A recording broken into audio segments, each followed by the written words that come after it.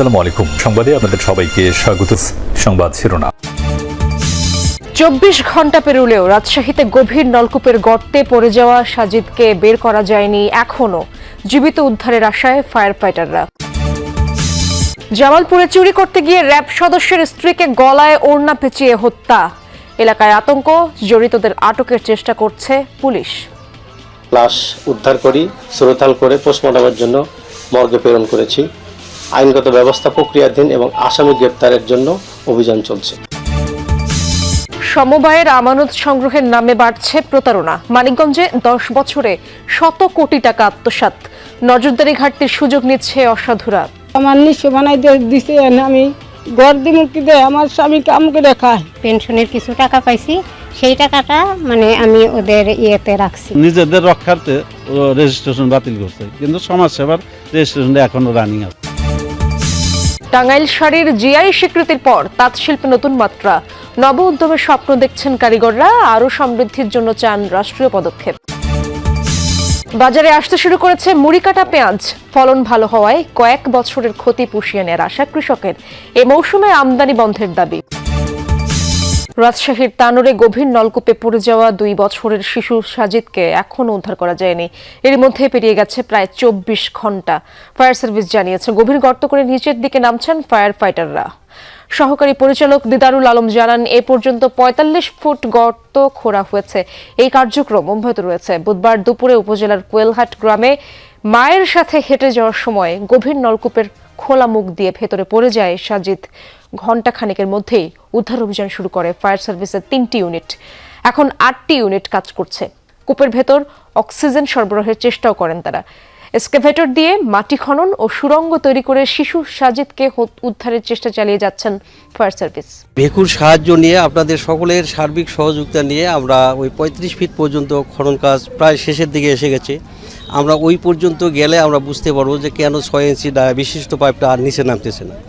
এটার যদি আমরা কুলে খুঁজে পাই, আলহামদুলিল্লাহ আমরা রেস্কিউ করে নিয়ে আসতে পারবো। আর না হলে আমরা সার্ভিশন ক্যামেরা দিয়ে তার অবস্থান কোথায় আমরা এটা নিশ্চিত করব। দর্শক, রাজশাহীর আপডেট জানার চেষ্টা করব। সহকর্মী তারেক মাহমুদ আমার সাথে যুক্ত আছেন মোবাইল ফোনে। তারেক, উদ্ধার তৎপরতা সম্পর্কে জানাবেন, আর ফায়ার ফাইটাররা শিশুটিকে পাওয়ার ব্যাপারে কতটা আশাবাদী এবং তাদের তৎপরতা কেমন চলছে জানাবেন। এখন পর্যন্ত তারা আশাবাদী, কারণ গতকালকে থেকে সারা রাত এবং আজকে সারা দিন কিন্তু তারা একসাথে মোট 8টি ইউনিট একসাথে কাজ করেছে এবং এখন পর্যন্ত 24 ঘন্টার বেশি পার হয়ে গেলেও কিন্তু এই পরিত্যক্ত যে নলকূপের থেকে পাইপ থেকে কিন্তু শিশু সাজিদকে উদ্ধার করা হয়নি এবং প্রায় 45 ফিট পর্যন্ত মাটি যে খোঁড়ার যে বিষয়টি সেটি কিন্তু ফায়ার সার্ভিসের যারা কাজ করছেন ফায়ার ফাইটার তারা উদ্ধার কাজ করেও কিন্তু শিশুটিকে পাননি এবং তারা বলছেন যে তারা শিশুর অস্তিত্ব না পাওয়া পর্যন্ত এখন পর্যন্ত তারা কিন্তু তাদের যে উদ্ধার কার্যক্রম সেটি চালিয়ে যাবেন এবং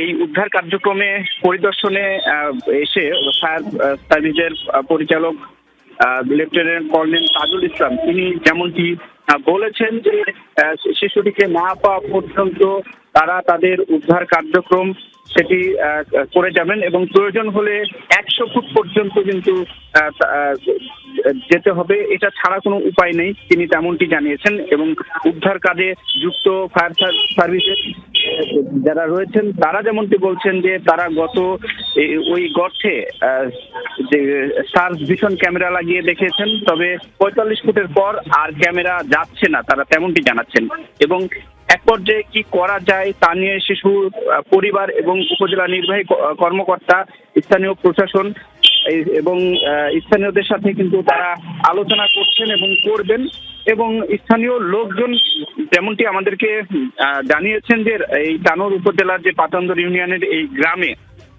আরো কিন্তু ভূগর্ভস্থ যে পানির স্তর রয়েছে এমন কিন্তু এই পাইপ রয়েছেন, এগুলো সম্পর্কে আসলে এর আগে বারবার বলা হলেও এ বিষয়ে কিন্তু উদ্যোগ নেয়নি এবং সে কারণে এই মরণ ফাঁদ যেটি বলা যায় যে এই মরণ ফাঁদ এই কোয়েলহাট যে গ্রামের এইখানে এই গতকালকে কিন্তু শিশু সাজিদ সেখানে পড়ে যায় এবং এখন পর্যন্ত আমরা যতটুকু জানতে পেরেছি যে ফায়ার সার্ভিসের যারা দায়িত্বরত রয়েছেন সকলে চেষ্টা করছেন, সকলেরই প্রত্যাশা যে শিশু সাজিদকে তারা উদ্ধার করবেন এবং এই স্থানীয়রা এবং দূর দূরান্ত যারা রয়েছেন সকলে আসলে এখন পর্যন্ত শিশু সাজিদের জন্য সৃষ্টিকর্তার কাছে প্রাণ খুলে দোয়া করছেন এবং তার পরিবারও প্রাণ খুলে। জামালপুরের সরিষাবাড়ী উপজেলায় চুরি করতে গিয়ে র্যাব সদস্যের স্ত্রী লিপি খাতুন নামের এক গৃহবধূকে গলায় ওড়না পেঁচিয়ে শ্বাসরোধে হত্যা করা হয়েছে। র্যাব সদস্যের বাসায় এমন ঘটনায় এলাকায় আতঙ্ক সৃষ্টি হয়েছে। পুলিশ বলছে জড়িতদের চিহ্নিত করে আটকের চেষ্টা চলছে। গতরাত 1টা থেকে 4টার মধ্যে সরিষাবাড়ী পৌরসভার শিমলাবাজার এলাকায় ভাড়া বাসার বারান্দার গ্রিল কেটে প্রবেশ করে চোর চক্রের সদস্য। এরপরে শুরু হয় হত্যাকাণ্ডের সূত্রপাত। র্যাব 2-এর সহকারী উপপরিদর্শক মোহরউদ্দিন রাজধানীতে কর্মরত থাকায় বাড়িতে এর আগেও 3বার চুরির ঘটনা ঘটে। চুরির ঘটনায় জিডিও করা হয়। এবার চোরদের চিনতে পারায় গলায় ওড়না পেঁচিয়ে শ্বাসরোধ করে হত্যা করা হয় মোহরউদ্দিনের স্ত্রী লিপি খাতুনকে। মুখ চেপে জিম্মি করা হয় মেজ মেয়েকে। ঘটনাস্থলে লুটের মালামাল রেখেই পালিয়ে যায় চোর চক্র।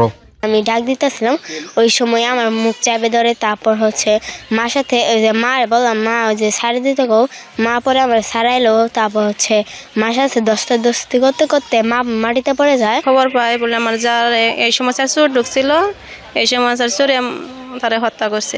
3টা বাচ্চা থুয়ে মারছে, কেমনে শাস্তি চাই আমরা। আইন শৃঙ্খলা বাহিনীর সদস্যের বাসায় এমন ঘটনায় আলোড়নের পাশাপাশি আতঙ্কের সৃষ্টি হয়েছে। এই হত্যাকাণ্ডে জড়িতদের দৃষ্টান্তমূলক শাস্তির দাবি জানিয়েছেন স্বজন ও স্থানীয়রা।